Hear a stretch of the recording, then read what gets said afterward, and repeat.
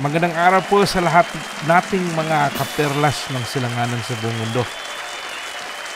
Ngayon po ay ating panoorin itong isang interview kay Attorney Vic Rodriguez. Isa po siyang magaling na abogado natin na siya po ngayon ay kinokontra niya itong mga kabulastugan na ginagawa nitong sa BICAM report.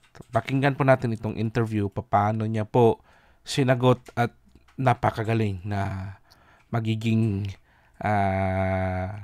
senador soon natin. At siya po isang talagang magaling. Kaya magandang panoorin po natin. Nagsisinungaling yung mga mambabatas na nagsasabing ito'y typographical, grammatical, or merely printing errors. Katrina, pahintulutan mo ako magsalita sa wikang Filipino upang higit man na maintindihan ng ating mga kababayan itong napakasalimuot na usapin ng budget. I'll try to simplify to the best of my ability itong usapin ng budget. Hindi totoo na walang depekto ang ating budget. That's why we went to the Supreme Court. Nag-file tayo ng petition because we believe pagod na ang mga Pilipino. We have to put a stop to this circus. It's time to get serious. Attorney Rodriguez, sabihin na po natin na mayroon nga di umano, ayon sa inyong camp, na mayroong mga mali o mga illegality doon sa national budget ng 2025. But at the end of the day, if accountability is what we are after, then why not just simply file maybe administrative or criminal cases against those who authorized or signed that bicameral conference committee report? Because, Katrina, what you're asking is for us to not to do our duty as a citizen. This is criminal. This is falsification of legislative document. At ang gusto ninyo ay pipikit na lamang kami. No sir. To clarify. Alam niyo ba na ang halaga dito ay 6.325 trillion pesos? Hindi tayo pwedeng hayaan lang natin sila because yung GAA is nothing but a fruit of a very poisonous process. They have abandoned a clear constitutional mandate to safeguard every centavo of the Filipino people's money. That is why we have filed a petition before the Supreme Court. We agree that there may be some irregularities in the budget as you allege. Good. But if you are mentioning that there might be a criminal act here, why not go after those who authorized, in your own words, this poisonous process? Why would you hold the budget hostage based on the words of Representative Zia Alonto Adyong?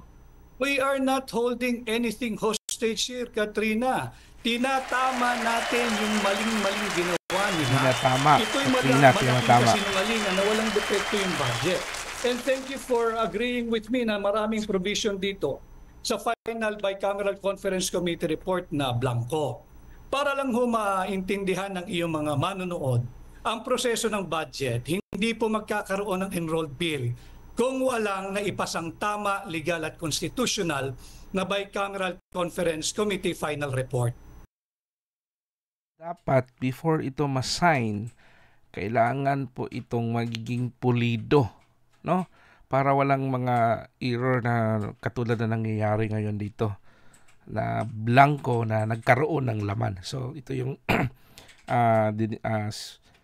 sinabi po ni attorney, tapakagaling na abogado, number 56 po sa balota.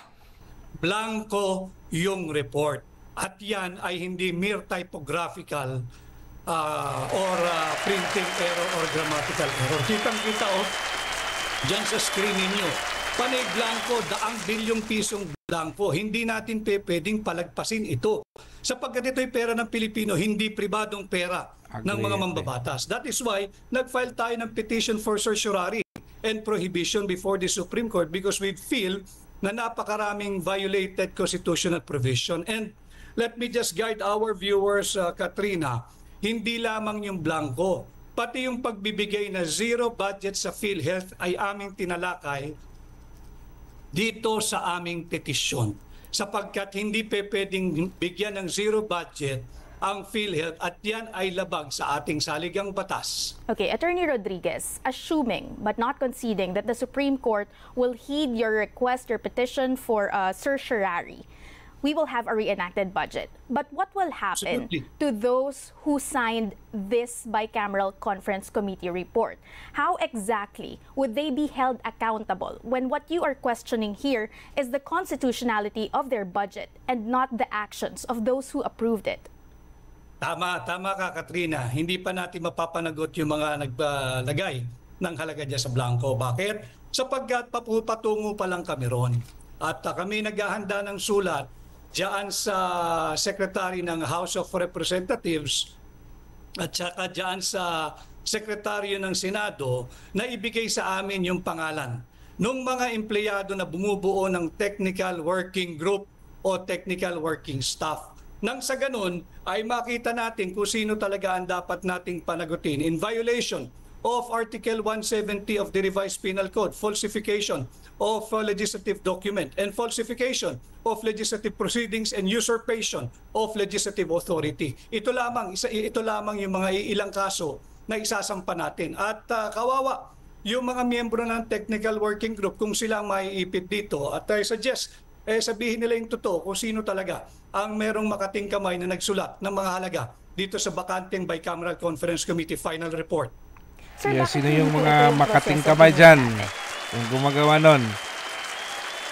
Magsabi na po kayo ng totoo para hindi po kayo maipit dito. So ito yung sinabi ni attorney. Why not prepare for this or file this first before actually asking or questioning the constitutionality of the 2025 budget? I ask you, why not?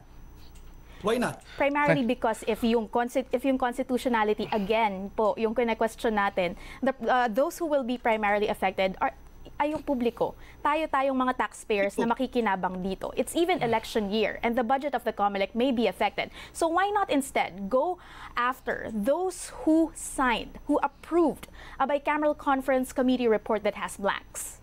Because we cannot in our conscience let the Marcos administration makalusot dito sa unconstitutional 2025 budget.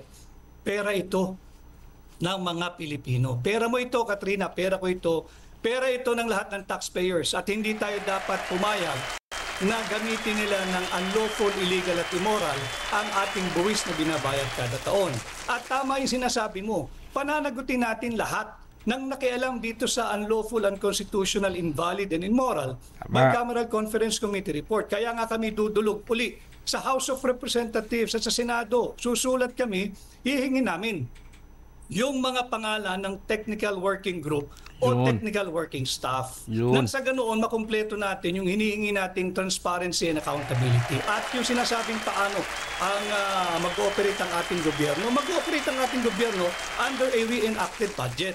Huwag ko kayong matakot dahil wala namang developmental content itong 2025 budget, panay politika ito eh. Ito precisely ang ayaw nila. Pag nag-issue ng TRO ang Korte Suprema, mahihinto yung kanilang AYIX, mahihinto yung kanilang AKAP. Yan ang ayaw nila. Speaking of a reenacted budget, Attorney Rodriguez.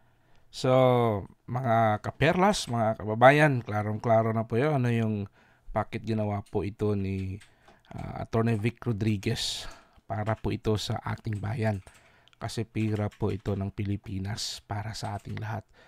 Kaya maraming salamat po, Attorney Vic Rodriguez, na numero 56 sa balota. Huwag po natin kalimutan. Maraming salamat, sir.